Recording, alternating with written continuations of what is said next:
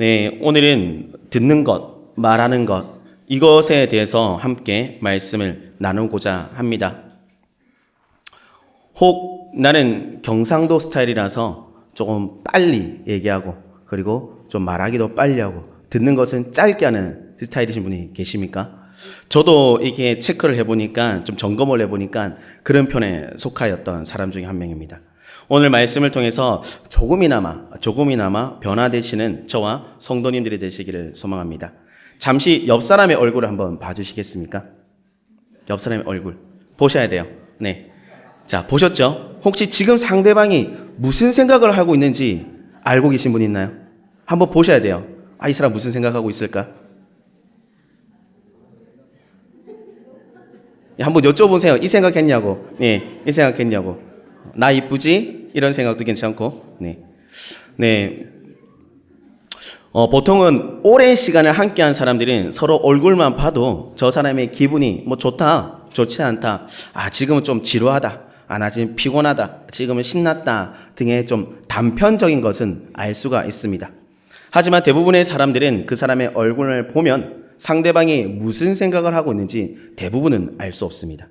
그렇게 우리는 상대방에 대해서 알아보자 할 때 어떤 방법을 쓰느냐? 서로를 만납니다. 만남을 통해서 시간을 함께 보내면서 대화를 합니다.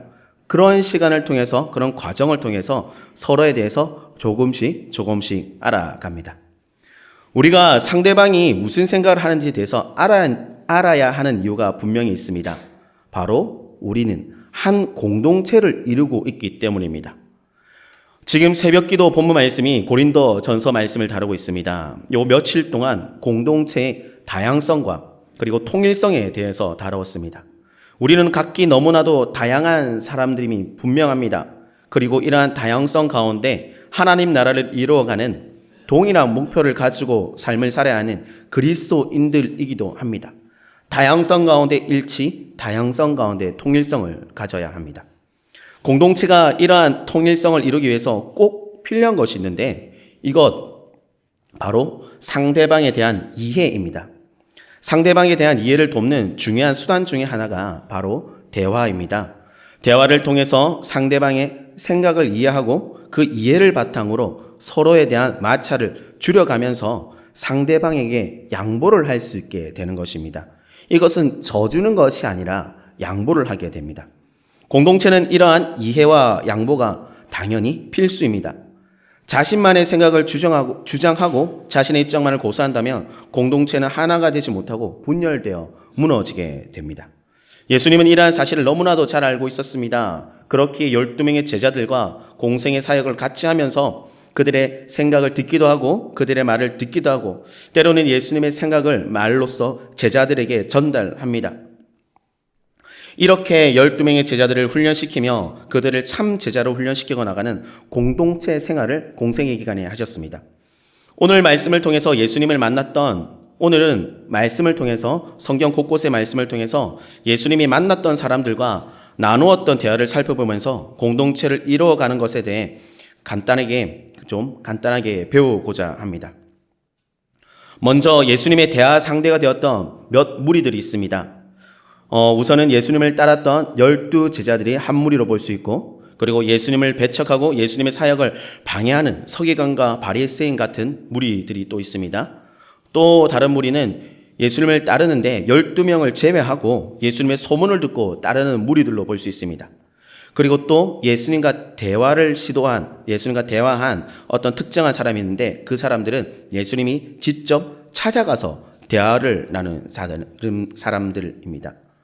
먼저 살펴보고자 하는 것은 예수님을 배척하고 그 꼬투리를 잡으려는 무리들과 예수님의 대화에 대해서 잠깐 살펴보겠습니다. 우리는 일반적으로 우리를 힘들게 하는 사람과 대화 자체를 하고 싶어 하지 않습니다. 이것은 사람이라면 누구나 가지는 당연한 반응입니다. 우리가 일반적으로 잘 알고 있는 잔소리가 여기에 해당됩니다. 시험 성적이 나올 때 아이들은 부모의 잔소리가 두려워서 성적표가 나왔다는 사실을 숨기기도 하고, 또 때로는 얼마 안 있으면 명절인데 그 친지들의 잔소리가 듣기 싫어서 가족과의 모임을 피하기도 합니다. 또 가끔은 남편과 아내 사이에서도 이런 잔소리, 저런 잔소리를 피하기 위해서 잠깐 자리를 피하기도 합니다. 이렇게 피하고 싶은 대화의 자리들이 있습니다. 예수님도 어찌 보면 바리새인들과 서기관들을 만나서 대화를 나누는 그 자리를 피하고 싶었을 수도 있습니다. 그 무리들이 어떤 무리입니까? 예수님의 아성을 무너뜨리기 위해 다가오거나 아니면 자신의 이름을 높이기 위해 예수님을 이용하기 위해서 다가오는 자들입니다. 너무나도 음흉한 목적을 확고히 가지고 있는 자들입니다. 하지만 그러함에도 불구하고 예수님은 이들을 대하는 모습을 보면은 이들과의 대화가 싫어서 그들을 막으시거나 그 자리를 피하지 않으십니다. 그들이 가까이 오도록 두셨고 그들의 이야기를 친히 들어주십니다. 하지만 예수님은 그들과의 대화를 통해서 그들이 의도한 바가 아닌 새롭고 놀라운 가르침을 그들에게 그리고 그 이야기를 듣고 있는 모든 이들에게 들려주십니다. 이때 사용되어진 대화법, 바로 호통의 대화법 그리고 가르침의 대화법입니다. 마태복음 22장 15절에서 22절의 내용을 보면은 바리새인들이 가이사에게 세금을 바치는 것에 대한 질문을 통해서 예수님을 올무에 걸리게 만들려 하고 있습니다. 이들의 의도는 명확하게 불의함을 담고 있습니다. 16절에서 예수님께 대화를 시도하는 장면을 보면은 바리새인들과 서기관들은 먼저 예수님을 극찬을 하고 있습니다. 여기서 바리새인들의 대화의 테크닉이 엄청나다는 것을 알 수 있는데 대개 사람과의 대화에 있어서 상대방을 칭찬하면 그 칭찬받는 상대방은 자연스럽게 경계심을 풀게 됩니다. 이 경계심을 풀게 되면 그 뒤에 대화는 보다 더 자연스럽게 의도대로 흘러갈 수 있습니다. 바리새인이 바로 예수님을 칭찬한 이유와 이와 같은 것 중에 하나이기도 합니다. 먼저 마음을 여유롭게 하고 방심을 하게 만든 뒤에 비수와 같은 그들의 숨은 속내를 예수님께 꽂기 위함입니다. 하지만 우리 예수님도 보통 분이 아니십니다. 실속은 있는 대로 다 챙기시는 분입니다. 이 본문을 보면 바리새인들의 그 거칠에 발린 칭찬이 나오는데 예수님은 이것이 거짓되다라고 하지 않습니다. 그냥 다 받아들입니다. 바리새인들 입으로 직접 말을 하게 하면서 그것을 다 받아들입니다. 그리고 이 말에 대해서는 이런 어떤 말조차 하지 않습니다. 다만 그들에게 했던 말이 있습니다. 그들의 악함을 아시고 그들을 호통하십니다. 그 악함이 무언가 하니 바로 예수님을 시험하려고 한 그 부분에 대해서 예수님이 호통하십니다. 그리고 나서 예수님은 바리새인들의 질문에 대해서 매우 지혜가 넘치는 답변으로 그들에게 가르쳐 주시고 있습니다. 예수님의 호통이 처음부터 끝까지 이어지지는 않았을 겁니다. 왜냐하면 바리새인들이 예수님 이야기를 다 듣고 난 다음에 했던 반응이 뭐냐? 와, 놀랍다. 와, 대단하다. 예수님을 칭찬했습니다. 만약 예수님이 큰 소리로 계속 호통치면서 너희들 이렇지 했으면 그들이 들었겠습니까? 우리는 너무나도 잘 알고 있습니다. 만약에 제가 학생이고 우리 부모님이 계실 때 야, 박재미 너가 그러면 뭐 어쩌고 그래서 되겠어? 이러면 물론 어머니의 훈계 내용은 바른 것일지라도 저의 귀에는 들려오지 않습니다. 우리가 일반 사회생활을 할 때 나보다 위의 상사가 내가 실수를 했을 때 나를 가르치기 위해서 하나하나 차근차근 가르쳐주면 조금 더 잘 들어올 수 있으나 호통치면서 계속 얘기하면 그 사람은 잘 받아들이지 않습니다. 예수님처럼 우리는 호통할 부분에 대해서는 짧게나마 호통을 하고 가르치는 부분에서는 아주 지혜롭게 그 듣는 자들이 감탄을 자아낼 정도의 그 방법을 배워야 합니다. 이것이 어떤 방법일까요? 저는 알 수 없습니다. 하지만 어른들을 보면 인생의 경륜이 깊은 어르신들의 대화법을 보면은 놀라울 경우가 많습니다. 아마 이러한 대화법은 인생의 깊은 연륜, 그 경륜에 이르는 데서부터 출발할 수도 있을 것입니다. 여기 계신 양정교회 성도님들은 호통과 가르침을 적절히 사용하셔서 훌륭한 대화를 이끌어내시는 분들이 되기를 간절히 소망합니다. 또 다른 대화법을 찾아보면 예수님이 직접 찾아가셔서 나눈 공감의 대화 방법입니다. 요한복음 4장에 보면 예수님이 사마리아 여인과 만나서 대화하는 장면이 나옵니다. 이 사마리아 여인, 알고 계시듯이 마음에 상처가 너무 많은 자입니다. 사람들과 만나기를 꺼려합니다. 사람들과 마주치기 싫은 여인은 평소처럼 그 물을 기르기 위해서 사람이 없는 시간대에, 그 한낮 시간대에 물을 기르러 갑니다. 이때 여인은 우물에서 쉬고 있는 예수님을 만나게 됩니다. 그때 놀랍게 예수님은 사마리아 여인에게 말을 걸고 물을 달라고 요청합니다. 이런 예수님의 요청을 받은 사마리아 여인은 깜짝 놀랍니다. 민족적 차별이 당연했던 때에 이방 여인인 자신에게 말을 걸고 더군다나 무언가를 요구하는 그 예수님이 너무나도 놀랍게 여겨졌습니다. 이때 예수님은 여인의 마음의 중심을 알고 있었기 때문에 여인에게 영생하도록 솟아나는 물에 대해서 이야기를 합니다. 여인은 더 이상 우물을 퍼지 않아도 되겠구나. 영생하는 물이 있으니 나는 더 이상 사람들을 만나러 이 비참한 길을 걸어가지 않아도 되겠구나 라는 말에 그 물이 무엇이냐? 나에게 달라라고 이야기합니다. 하지만 이때 예수님은 동문서답과 같은 답변을 합니다. 갑자기 남편의 이야기를 꺼내시죠. 남편에 대해서 이야기하는, 그리고 남편에 대해서 이야기를 꺼내는데 여인은 그에 대해서 또한 답을 합니다. 왜냐하면 여인은 그 부분에 대해서 이야기를 하고 싶었기 때문입니다. 누군가의 그 부분에서 이야기하고 싶었습니다. 분명히 영생의 물을 달라고 했는데 동문서답과 같은 날. 근데 이야기의 흐름은 너무나도 잘 이어집니다. 왜냐하면 예수님은 포인트를 잘 알고 있었습니다. 여인에 대한 그 이야기를 이끌어가는 포인트를 잘 알고 있었기 때문에 그 이야기를 끌어내었습니다. 끌어내는 과정에서 우리가 주목할 것이 있습니다. 바로 예수님이 취하신 태도, 경청의 태도입니다. 여인의 아픈 부분, 그 구구절절한 내용의 이야기를 예수님은 깊게, 조용히, 아주 주의 깊게 잘 들어주셨습니다. 그런 다음에 예수님은 가르치십니다. 네가 앞으로 이런 일들을 경험하게 될 것이다 라고 가르칩니다. 바로 경청 다음에 가르침. 그 여인이 무언가를 말하게끔 유도한 다음에, 그리고 그 내면의 속마음을 끄집어낸 다음에 예수님께서는 가르침을 실시하셨습니다. 그 이후에 그 여인은 변화됩니다. 기적과 같은 일이 일어납니다. 이전에는 사람을 만나러 절대 가지 않았는데 이제는 사람이 있는 곳으로 찾아가서 와서 이 사람을 보라고, 이 사람 너무나도 대단한 사람이라고 광고를 하게 다니고 집집마다 찾아갑니다. 변화되었으니까 가능합니다. 내면에 깊은 것이 나오고 난 뒤에 진정한 가르침이 들어가니까 사람이 변화되어집니다. 바로 우리가 가져야 될 대화법 중에 하나가 바로 경청과 깊은 공감, 그것이 있은 다음에 있는 가르침, 우리가 배워야 될, 그리고 우리가 해야 될 대화의 방법이 이것입니다. 여러분 주변에 여러분들에게, 성도 여러분들에게 무언가를 이야기를 꺼내시는 분들이 계십니까? 그분들의 이야기를 들어주십니까? 저는 아직 테크닉이 없는 아직 어린 아빠입니다. 아직 저희 아이가 6살, 큰아이가 6살입니다. 둘째 아이는 3살입니다. 네, 3살 맞습니다. 3살입니다. 아, 죄송합니다. 첫째 아이 7살입니다. 첫째 아이 7살. 2018년이 착각해가지고, 절대 관심이 없는 거 아닙니다. 네, 생일도 다 알고 있습니다. 생일도 다 알고 있습니다. 주여. 아니, 예, 좋은 아빠가 되고 싶어서. 네. 대화를 하면 7살 아이에 정말 주어도 어디 간지 모르겠고, 갑자기 이 얘기 저 얘기 합니다. 와, 들어주기 정말 힘듭니다. 그래서 때로는 어떻게 합니까? 제가 이야기를 끌어갑니다. 아, 이랬지. 아니야? 그럼 이랬겠네. 아니야? 이랬겠네. 맞아? 이래. 그래, 이거구나. 알았어. 정말 안 좋은 아빠죠. 네. 끝까지 들어줘야 되는데. 그리고 3살짜리 아이. 전혀 안 들어줍니다. 뭐라 하면 그냥 제 방법대로 막 간지럽히고, 막 소리 지르고 쫓아다니고, 걔를 도망치게 하고, 이렇게 합니다. 저는 경청하지 않았습니다. 배워가야죠. 차츰차츰 아이들과의 대화를 배워가야 됩니다.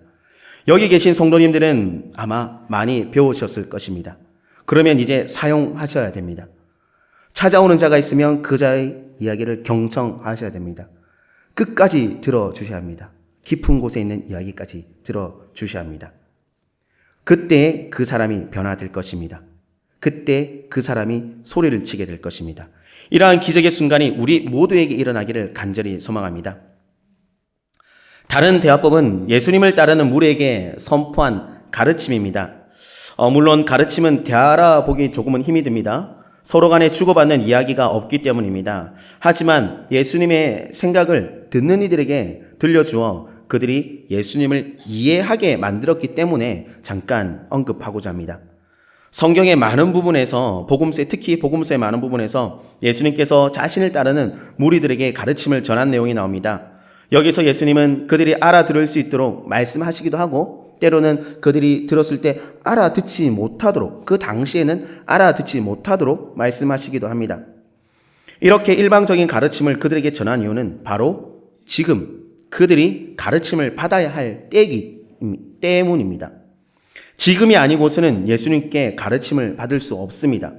만약 예수님이 그들에게 가르침을 주지 않고 그들이 하고 싶은 대로 그냥 그대로 두고 있다면 그들은 어제나 오늘이나 동일한 삶을 살았을 것입니다. 어제의 소망이 없었다면 오늘도 소망이 없었을 것입니다. 하지만 예수님이 가르침이 있는 그 순간부터는 어제의 소망 없음이 오늘은 변화되어서 소망 있는 삶으로 변화되는 것입니다. 예수님은 이러한 마음을 가지셨습니다. 믿는 우리가, 예수님의 이야기를 듣는 우리가 어제와 동일한 삶이 아닌 일신의 삶, 매일 새로운 믿음이 생기는 삶을 살기를 간절히 원하셨기 때문에 따르는 무리들에게 일방적인 가르침을 전하셨습니다. 우리도 때로는 우리의 삶의 테두리 안에서 누구를 가르쳐야 할 때가 분명히 찾아옵니다. 지금 제가 말씀드리는 가르침은 삶의 테크닉 부분을 말하는 것이 아닙니다. 미역국을 만들 때 뭐부터 볶아라 이런 테크닉적인 부분이 아닙니다. 차가 정비받을 때 어디로 가라 이런 것이 아니라 인생을 살아가는 데 꼭 필요한 인생 수업에 대한 가르침을 말하는 겁니다. 성경에서는 누구를 가르치는 것이 매우 힘든 일이고 쉽지 않고 무거운 일임을 분명히 저희들에게 가르쳐 줍니다. 그럼에도 우리에게 타인을 가르쳐야 하는 순간이 찾아온다면 우리는 주저하지 말고 가르쳐야 합니다. 물론 가르침의 내용과 그 가르치는 방법은 사람마다 동일하지 않습니다. 다 차이가 있습니다. 그리고 가르침을 받는 사람이 그것을 어떻게 받아들일지도 우리는 알 수 없는 미지수의 영역입니다. 하지만 성령의 인도하심으로 그 순간이 온다면 주저하지 마셔야 합니다. 그들에게 꼭 가르쳐야 합니다. 하지만 이때는 우리는 겸손한 마음으로 그들을 가르쳐 줘야 합니다. 그리고 성령님의 이끄심의 인도함을 받아서 그분을 가르쳐야 합니다. 우리에게 이 가르침의 순간이 왔을 때 포기하지 마십시오. 난 저 사람과 관계하고 싶지 않아. 그러니 나는 가르치지 않겠어. 이러지 마시고 성도의 마음으로 성령이 주시는 감동으로 그들을 찾아가셔서 가르치시길 바라겠습니다. 그리고 예수님의 모습 가운데 대화의 또 다른 모습을 보면은 그들에게 단순히 일방적인 가르침만을 전하지 않았습니다. 예수님은 육체의 대화를 하셨는데 육체의 대화는 바로 병고침입니다. 예수님을 따르는 무리 가운데 육체의 병환을 치유받기 위해 예수님을 따르는 무리들도 분명히 많이 있었습니다. 이들에게 필요한 것은 좋은 말씀의 가르침도 맞긴 합니다. 그러나 이들이 더 간절히 원하는 것은 무엇이냐? 바로 병고침입니다. 나의 육신이 회복되어지는 것, 나의 아픔이 이제는 건강함으로 변하는 것이 그들이 간절하게 원하는 것입니다. 이 간절함에 예수님은 반응하셨습니다. 그들을 치유하셨습니다. 그들을 고치셨습니다. 그들을 일어서 걸어가게 하셨습니다. 귀로 대한 것이 아니라 육체로 대화, 바로 회복, 그 은사, 그 은혜로 그들과 대화를 하였습니다. 이런 대화 방법이 있은 후에 이들은 분명히 치유받은 이들은 더욱더 예수 그리스도의 확신의 믿음을 가지게 되고 그들은 날마다 성장하였을 것입니다. 혹 이 자리에 신유의 은사가 있으신 분들이 계십니까? 그 은사를 지혜롭게 사용하시기 원합니다. 혹 그 은사가 없더라도 아픈 지체 몸의 회복을 위해서 기도하시는 우리 성도가 되어야 합니다. 이렇게 기도하는 것은 우리에게 주어진 사명입니다. 그리고 공동체를 이루어가는 아주 중요한 방법 중에 하나입니다. 예수님의 또 다른 대화법은 자신을 천천히 그리고 다 드러낸 대화의 방법입니다. 누가복음 24장에서 예수님께서는 십자가의 고통의 시간과 그리고 부활을 다 이루신 후에 제자들 앞에 다시 나타나게 되는 이야기가 있습니다. 거기에 보면 먼저 엠마오길에서 제자들에게 자신의 모습을 드러내십니다. 완전히 나타내십니다. 하지만 안타깝게도 제자들은 자신과 지금 대화를 나누고 있는 이 분이 예수님이라는 것을 전혀 알지 못합니다. 그럼에도 그들은 예수님과 이런저런 이야기를 나누면서 함께 길을 동행합니다. 그렇게 길을 함께 걷다가 저녁이 되어 함께 떡을 나눌 때에 예수님이 축사하시고 떡을 떼주고 그들이 먹으니 받으니 그들의 눈이 밝아지게 되고 지금까지 그들과 동행하였고 대화하였던 분이 바로 예수님이라는 사실을 알게 됩니다. 왜 제자들은 예수님을 알아보지 못하였겠습니까? 그들의 눈이 절망으로 가득 차 있었기 때문입니다. 바로 옆에 사람을 바라보지만 이 사람을 제대로 바라보지 못합니다. 그들은 오직 예수님의 죽음만을 목격 보았고 계속해서 떠올렸기 때문에 눈앞에 있는 진실을 보고도 깨달을 여유가 전혀 없었습니다. 그렇기에 바로 옆에 있는 사람, 바로 옆에서 동행하였던 예수님을 알아보지 못했습니다. 이런 상황 가운데서 예수님은 제자들에게 자신이 누구인가를 알리기 위해서 노력하기보다는 계속적으로 대화를 하고 저녁에 이르러서야 자신을 밝히기보다는 그들이 이런 상황 가운데 예수님은 제자들에게 자신이 누군지 알리기 위해서 노력하시기보다는 예수님이 한 행동이 무엇이냐, 근심하고 있는 일들에 대해서 먼저 물어보셨습니다. 그들의 이야기를 들어주셨고 그들에게 제대로 된 가르침을 주셨습니다. 내가 바로 그 예수다라고 말하며 모든 것이 다 해결될 터인데 예수님은 그렇게 하지 않고 이번에도 그들의 속 깊은 이야기까지 다 들어주었습니다. 이것이 우리에게 필요한 대화법입니다. 함께 길을 걸어가며 그들의 이야기를 들어줄 수 있어야 합니다. 결과를 빨리 도출하기 위해서 내가 할 말만 먼저 하는 것이 아니라 그들의 고민의 이유에 대해서 물어보기도 하고 그들의 입에서 나오는 구구절절한 이야기도 다 들어줘야 합니다. 우리 교육자 그룹에서 간혹 이야기하는 것이 있는데 목사님께서 한 번씩 식사를 하시고 우리 교육자 중에 부교육자 중에 한 명을 선택해서 걸어가는 것을 성도 여러분 잘 알고 계시지 않습니까? 저는 요즘 건강이 안 좋기 때문에 목사님과 걷는 것에 대해서 그렇게 싫어하진 않습니다. 가까운 거리만 좀 함께 걷는 것은 동행하고 있습니다. 예수님의 동행을 몸으로 보여주시는 방법이 이것인 것 같습니다. 목사님과 동행하면서 이런저런 이야기를 많이 합니다. 요즘 어떠냐? 이래 보이던데 어떠냐? 사실은 이렇습니다. 이러이러합니다. 예수님의 동행이 이것이 아닌가 싶습니다. 말로만 동행이 하는 것이 아니라 진짜로 하는 동행. 성도 여러분은 누구랑 걷고 계십니까? 빠른 차 안에서 누구를 뒤에 태우고 누구를 옆에 태우십니까? 때로는 걸어갈 일이 있을 때 누구와 함께 걸어가며 그리고 걸어감에 있어서 대화를 할 때 대화가 가능한 거리에 계십니까?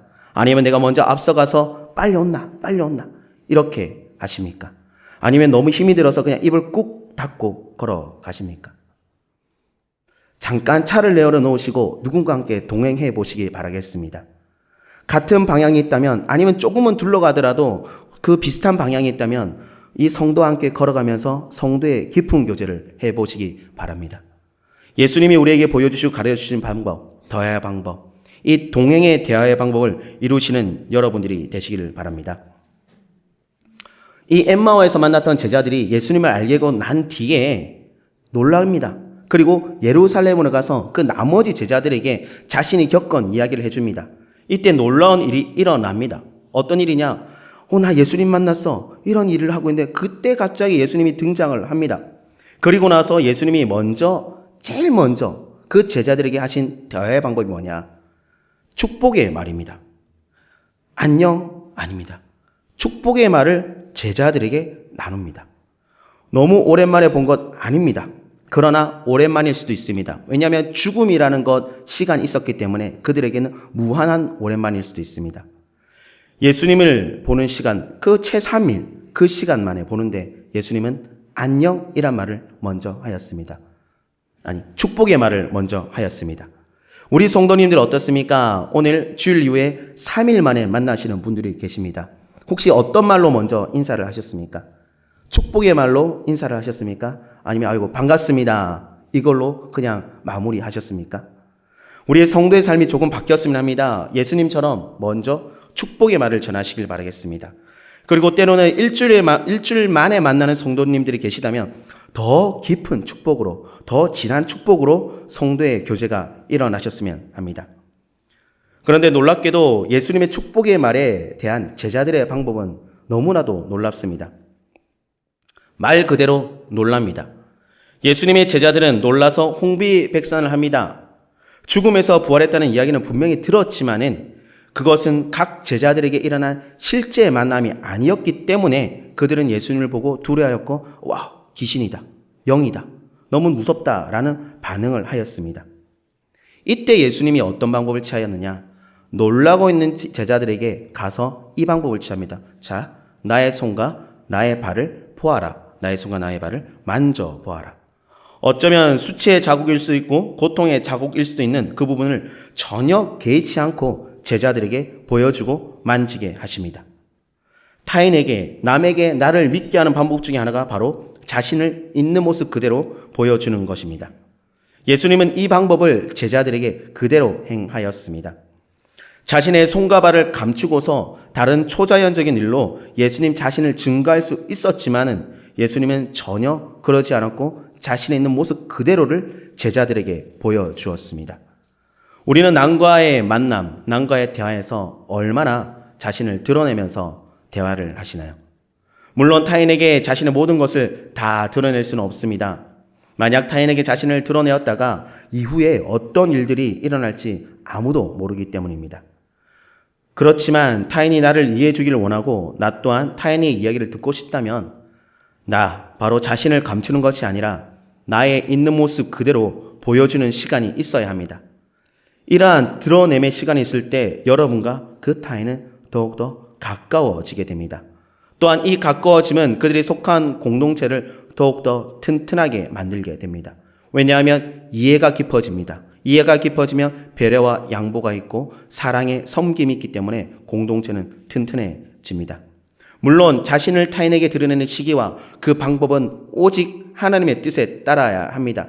내가 생각해서 지금이다가 아니라 오직 하나님의 인도하심을 따라서 나를 드러내어서 성도에게 나의 모든 모습, 또 때로 나의 일부의 모습을 이해시키는 그런 시간이 오시기를 소망합니다. 마지막으로 살펴보고자 하는 대화의 방법은 믿음을 불러일으키는 대화의 방법입니다. 마태복음 14장 22절에서 33절에 보면 이 대화법이 나오는데 이 본문의 내용은 베드로가 물 위를 걸은 내용입니다. 예수님께서는 그날의 사역을 마치고 제자들을 먼저 배에 태워서 다음 장소로 이동을 하게 됩니다. 그런데 다들 아시겠지만 이때 강풍이 일어나게 되고 배가 뒤집어질 위기에 처합니다.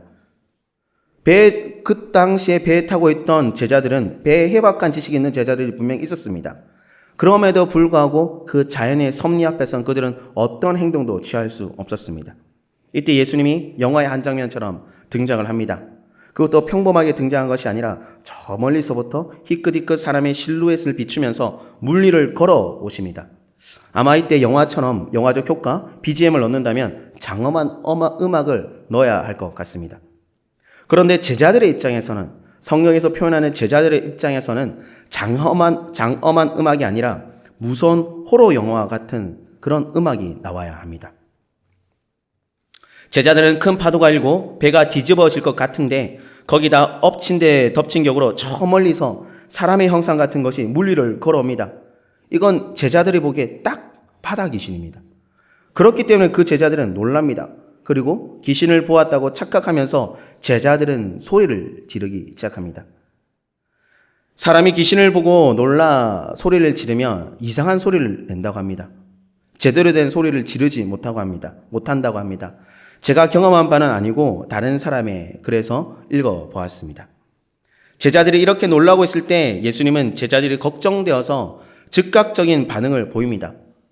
놀라고 있는 그 순간 예수님께서는 바로 반응을 보이십니다. 이때 하신 말씀이 너무나도 놀라운 말씀입니다. 바로 이렇게 말씀하셨습니다. 나다, 바로 예수다. 제자들은 예수님의 말씀을 듣고 또한 즉시로 마음의 평정을 얻습니다. 그런데 이때 놀라운 말을 하는 사람이 한 분 있습니다. 바로 베드로입니다. 이런 말을 합니다. 주여, 만일 주님이시거든 나를 명하사 물 위로 오라 하게 하소서. 이렇게 베드로는 한술 더 떠서 이야기합니다. 베드로를 비하하는 것은 아니지만 어느 공동체를 가든지 꼭 한 단계 한 걸음 더 나가는 오버하는 사람이 있습니다. 저도 살짝 오버하는 축에 속하기도 합니다. 이 오버하는 사람은 너무 오버해서 때로는 사람들의 짓한 손가락질을 받기도 합니다. 때로는 적당한 오바로 통해서 공동체의 분위기를 띄우기도 합니다. 베드로도 어찌 보면 오바하는 성향이 있는 인물입니다. 배가 뒤집어질 것 같은 파도가 치는 이 순간 베드로는 자신의 목숨을 생각하지 않고 오직 예수님만을 바라보면서 예수님을 바라보는 오보를 통해서 예수님처럼 무리를 걷는 기적을 경험합니다. 우리의 삶 속에서도 이런 오보의 신앙이 필요합니다. 어떤 종류의 오보가 있겠습니까? 말씀을 들을 때 크게 아멘하면서 오보를 떨기도 하고, 찬양할 때 크게 기뻐하면서 오보를 떨기도 하고, 때론 너무 기뻐서 춤을 추어 오보를 떨어도 됩니다. 기도할 때 눈물이 멈추지 않는 오보를 떨어도 되고, 주여 주여라고 크게 부르시는 오보를 떨어도 됩니다. 베드로는 오보했기 때문에 물리를 걸었습니다. 남들보다 한 걸음 더 나갔기 때문에 물리를 걸었습니다. 우리도 하나님 앞에 오버하게 될 때, 남들보다 하나님 앞에 한 걸음 더 나가게 될 때 우리 삶의 모든 순간 가운데 놀라운 기적의 순간을 경험하게 될 것입니다. 우리는 여기서 예수님이 도대체 제자들에게 무엇이라고 하였기에 제자들이 파도 때문에 목숨이 위태롭고 귀신을 보았다고는 생각으로 정신이 혼미한 상황에서도 그 순식간에 진정을 할 수 있었을까요? 그리고 베드로를 오버하게 해서 물리를 하게 하였던 그 말은 무엇일까요? 앞서 말한 것처럼 단 한마디입니다. 나다. 그리고 물리를 걷게 한 베드로를 향해서도 단 한마디 하셨습니다. 온나. 나다. 온나. 예수님의 대화의 방법입니다. 너무나 짧고 명료합니다. 여기서 잠깐 우스개 섞인 소리를 드리자면 예수님의 스타일이 꼭 경상도 스타일인 것 같습니다. 이 본문에 한해서입니다. 말이 길지 않습니다. 단 한마디, 내다. 우리 경상도 남자들이 소위 폼을 잡을 때 하는 말이 있지 않습니까? 마, 바로 내다. 내 재미이다. 이 본문에서 등장하는 예수님 말 똑같습니다. 보십시오. 내다. 내 예수다. 너무 비슷하지 않습니까? 예수님이 격을 너무 떨어뜨리나요? 좀 친근하게 다가가보자. 한번 이렇게 좀 풀어봤습니다. 베드로를 향한 하신 말씀도 완전 경상도입니다. 다른 말 전혀 아닙니다. 온나. 다른 지역 사람이 어떻게 했습니까? 베드로야, 네가 지금 이렇게 바람 부는데 걸어올 수 있겠니? 자, 그럼 한 발 한 발 내딛어 볼까? 그 내딛을 때 조심해야 돼. 네가 걷는 평지가 아니야. 조금은 다를 거야.